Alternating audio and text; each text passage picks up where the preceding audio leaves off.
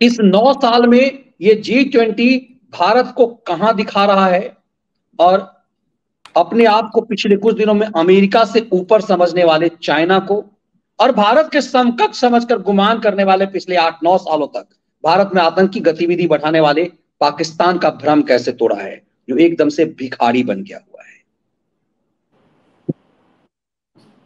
नहीं मनीष जी, पिछले 9 साल में नरेंद्र मोदी ने क्या किया है, ये G20 ये उसका उसका परिचय दे रहा है, ये उसका परिचय दे रहा है, उसका संकरात कर रहा है।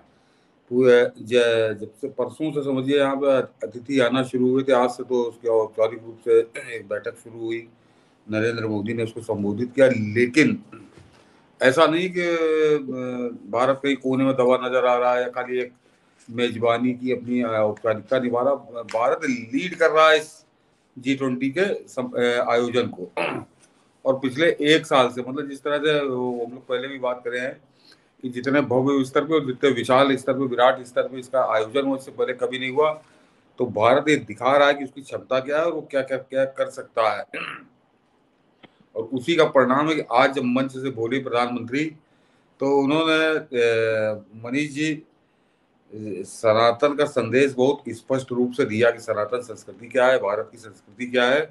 उन्होंने आयोजन स्थल से कुछ किलोमीटर की दूरी में लगे 2500 साल पुराने स्तंभ, उसको पाली लिपि में लिखे हुए संदेश को उन अतिथियों को बताया।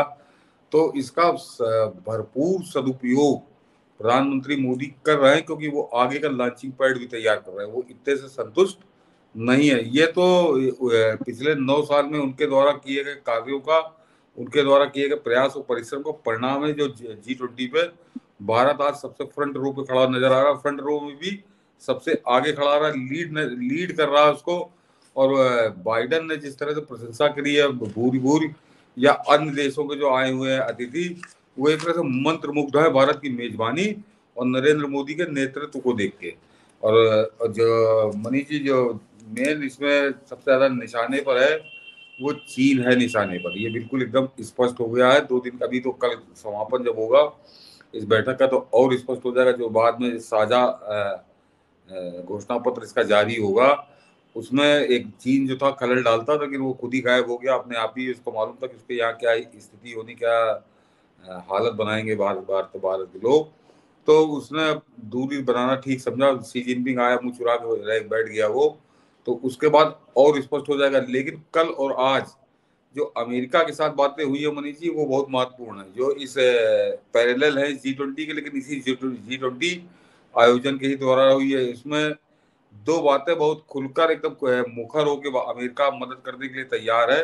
तो पहला तो मनीष जी स्पेस को लेके, स्पेस सेक्टर को लेके, तो उसमें कल ये तय हो गया है। कल की जो बाइडन और मोदी की बैठक थी, या बाद में अधिकारी मिले कि अगले साल भारत स्पेस में स्टेशन बनाने जा रहा है नासा के साथ। उसमें नासा पूरी भागीदारी करेगा और पूरा सहयोग करेगा। तो भारत का अंतरिक्ष में स्टेशन बनने जा रहा है।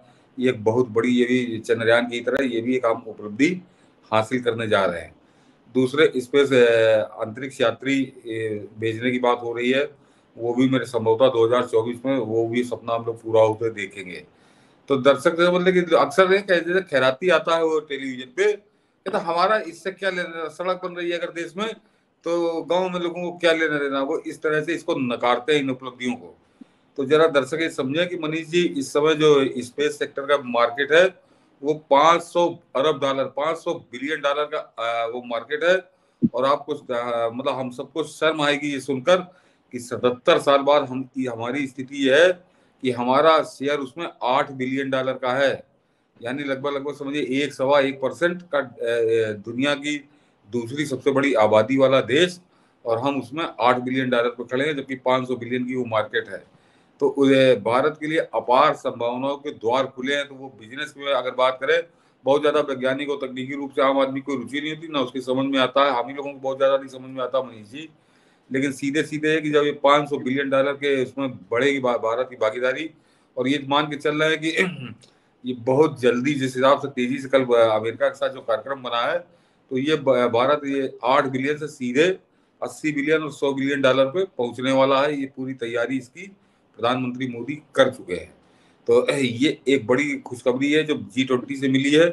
और जो दूसरी वो है मनीष जी, वो डबल है कि सेमी कंडक्टर चर्चा बहुत होती है, लेकिन सेमी कंडक्टर पर कुछ बड़ी ठोस बातचीत अमेरिका और भारत में हुई है, और वो सेमी कंडक्टर पे पूरी तरह से कब्जा, जिसे कहते हैं एक छत्र राज्य, वो चीन का है। अभी उसको चोट पहुंचना शुरू हुई है, अब लोगों ने वहां से शिफ्ट करना शुरू किया है, लेकिन उस सेमी कंडक्टर को पूरी तरह से चीन के हाथों से छीन लेने के लिए, और भारत को उसमें बहुत बड़ा अपना सबसे बड़ा हिस्सेदार, बहुत बड़ा क्या, सबसे बड़ा हिस्सेदार बनाने के लिए अमेरिका पूरी तरह से सहमत हो गया है, सैद्धांतिक रूप से भी, वैचारिक रूप से भी।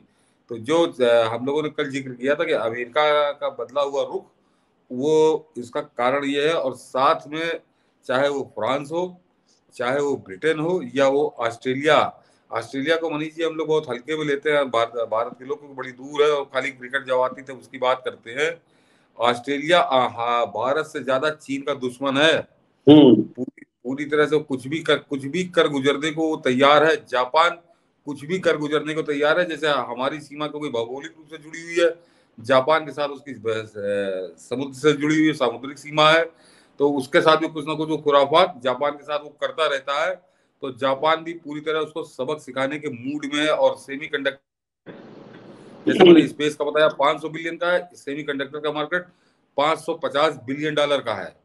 और कल्पना करिए कि जिस समय America, Japan, India, France, Germany, इस टाइप के देश इकट्ठे होकर अटैक करेंगे इस सेमी कंडक्टर के बिजनेस पे, ये तो चाइना के लिए आगे आने वाले दिन बहुत बुरे होने वाले हैं। और उसमें उनमें सबसे बड़ी हिस्सेदारी भारत की होगी। एक जियो पॉलिटिक्स कह लीजिए, या भौगोलिक रूप से भारत की स्थिति ऐसी है, और मैन पावर हमारे पास है, जो मार्केट हमारे पास इतना बड़ा है कि दुनिया की कोई ताकत नजरअंदाज करने की हैसियत में नहीं है।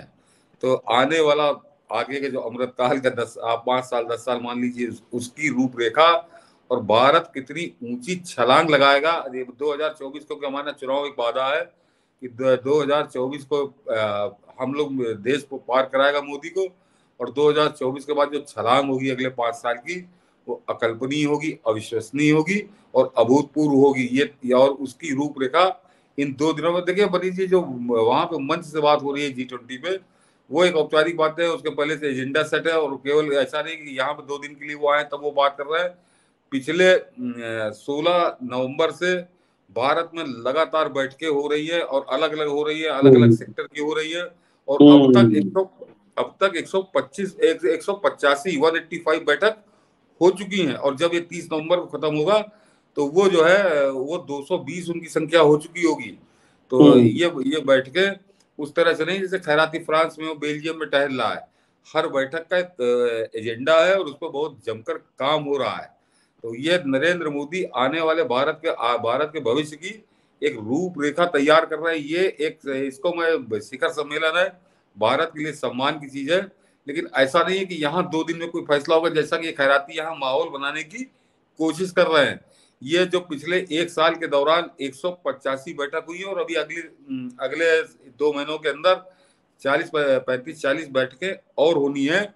उनमें उसमें पूरा एजेंडा सेट हो चुका है, और किसको किस क्षेत्र में क्या काम करना है ये बहुत स्पष्ट है। और ये जो अब इकट्ठे हुए, तो ये उस पर एक तरह से मोहर लगाने के लिए इकट्ठे हुए हैं। क्योंकि जब चाहे वो आर्थिक क्षेत्र हो, चाहे वो ऊर्जा का क्षेत्र हो, चाहे वो स्पेस का क्षेत्र हो, चाहे एजुकेशन का क्षेत्र हो, चाहे हेल्थ का क्षेत्र हो, हर क्षेत्र के अपने अपने देशों के विद्वान और विशेषज्ञ उन्होंने आकर यहाँ पे भारत में मंथन किया है पिछले 1 साल के दौरान।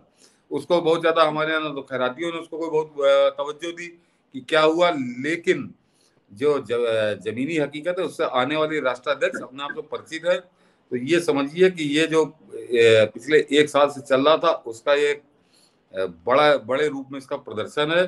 और 30 नवंबर को जब ये खत्म होगी तो भारत का रोड मैप अगले 10 साल के लिए नरेंद्र मोदी ने तैयार कर दिया है। 2047 मत सोचिए, 10 साल के ही अंदर क्या होने जा रहा है ये आपको समझ में आएगा।